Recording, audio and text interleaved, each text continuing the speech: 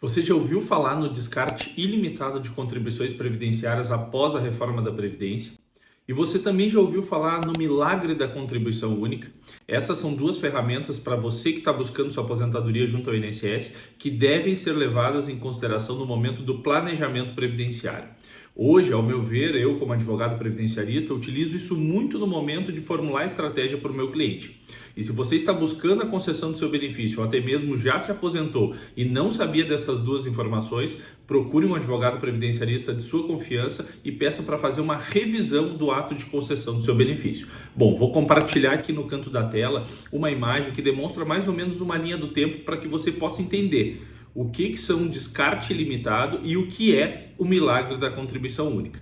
Para chegar nesses dois pontos, eu preciso informá-los que nós temos que entender primeiro o que é o divisor mínimo, tá? E aí, rapidamente, fazendo aí um apanhado da legislação previdenciária, eu posso dizer o seguinte: lá no período, tá, de 1999 a 2019, foi quando foi instituída a Lei 9876 de 99, que trouxe com ela um novo período básico de cálculo, ou seja, o período onde serão levados em consideração os salários de contribuição para fins de cálculo da renda mensal. Também trouxe o famoso fator previdenciário que por muito tempo assolou aí os aposentados da Previdência Social, mas também trouxe um divisor mínimo, que é o quê? O número mínimo de contribuições que o sujeito deve possuir dentro do plano real até um mês antes da concessão do benefício. Por exemplo, se eu me inscrevi na Previdência Social em 1988, o meu período básico de cálculo, a partir da Lei 9876 de 99, passou a considerar os salários para fins de cálculo da renda somente a partir do plano real, somente a partir de julho de 1994.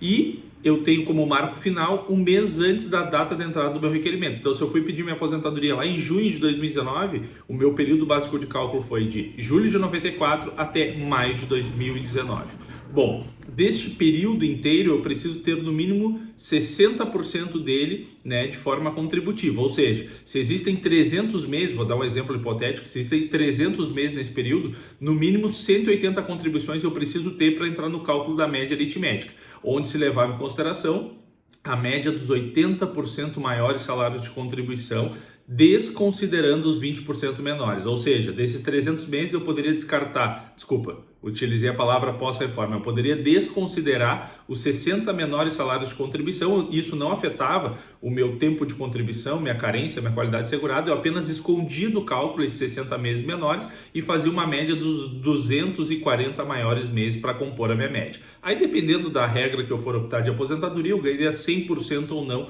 desta média contributiva. Só que a partir da vigência da emenda 103, lá em 13 de novembro de 2019, houve um erro no momento em que se mudou lá na Constituição a legislação e eles acabaram esquecendo de incluir esse divisor mínimo. Não se manteve o período básico de cálculo com um limitador de 60%. Na verdade, ficou sem divisor mínimo, ou seja, de 13 de novembro de 2019 até 5 de maio de 2022, onde foi instituída a legislação 14.331 de 2022, que aí o governo se deu conta, né, do erro que havia cometido. Nós ficamos aí com um intervalo onde não se exigia um número mínimo de contribuições no período básico de cálculo. Então tu pega um sujeito aí que muitas vezes, né, teve 15 anos de contribuição, vamos pegar o exemplo da aposentadoria por idade do homem. O homem lá com 65 anos de idade, completou ali em 2021 65 anos, os 15 anos de contribuição, os 180 meses que ele deveria ter como requisito para a concessão desse benefício, ele completou até mesmo lá em 1995, contribuiu lá de 80 a 1995, então ele tinha poucas contribuições dentro do período básico de cálculo, isso automaticamente levaria ele para um salário mínimo. Só que o advogado atento e muito atualizado com relação ao milagre da contribuição única, ele levanta a seguinte tese: bom, se nesse período não há uma exigência mínima de contribuições para ser o meu divisor limitador, eu posso fazer a média sobre apenas uma contribuição. Então teve sujeitos que nesse período, se tinham poucas contribuições ou até mesmo não tinham nenhuma, eles vertiam uma contribuição sobre o teto e aquela contribuição sobre o teto acaba servindo como média contributiva. O que acontecia nesse período? O cálculo da renda não se dava mais, onde o sujeito ganhava 70% da sua média contributiva, mais 1% a cada grupo de 12 meses. Então, se ele tinha exatos 15 anos de contribuição, na legislação antes da reforma da Previdência, automaticamente ele ganharia 85%, né, da sua média contributiva. Mas agora não, o homem, a partir de 20 anos de contribuição, né, ele começa a ganhar 2% a cada ano que passou dos 20. Então, o homem que tem de 15 a 20 anos de contribuição, ele parte com 60% do seu período. Isso é o que diz na nova redação da emenda 103. e ele vai ganhando 2% a cada ano que passou dos 20. Então, se ele tiver 21 anos de contribuição, ele ganha 62%. Se ele tiver 22 anos de contribuição, ele ganha 64%. Se ele tiver 23 anos de contribuição, ganha 66%. Então, logo, para ele ganhar 100%, ele precisa ter 40 anos de contribuição, porque com 20 anos de contribuição, ele parte com 60%. Se ele tiver mais 20 anos, vezes 2%, dá mais 40%. Aí ele chega a 100% do coeficiente. Mas aí que é o grande mistério. É melhor ganhar 100% da média contributiva ou muitas vezes reduzir o coeficiente multiplicador, mas aumentar ele em relação à sua média? Por exemplo, você prefere ganhar 60% de 7 mil reais ou prefere ganhar 100% de 3 mil? Depende, é matemática. Por isso que eu digo, todo e qualquer planejamento previdenciário, ele deve ter como estratégia primordial formular as técnicas que nós vamos utilizar com base no fundamento jurídico, mas depois 50% do caminho, o restante, é apenas cálculo de matemática. E olhando os números, fica muito mais fácil tomar uma decisão qual estratégia que ele vai utilizar. Então, nesse ponto, se esse sujeito acaba tendo uma única contribuição sobre o teto, tá? Ele vai ter 60% de média dessa contribuição. Então, esse cara queria ganhar um salário mínimo, ele vai passar a ganhar 60% do teto. Aí eu vou dar um exemplo. Hoje, até 2025, ano passado, o teto era 8.157,44, tá?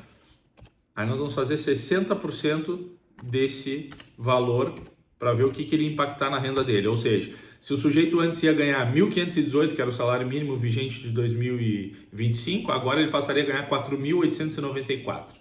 Isso foi uma discussão que se postergou muito tempo no judiciário, mas agora, em fevereiro deste ano, através do tema 353 da TNU, foi confirmada a tese da contribuição única. Então ela é existente.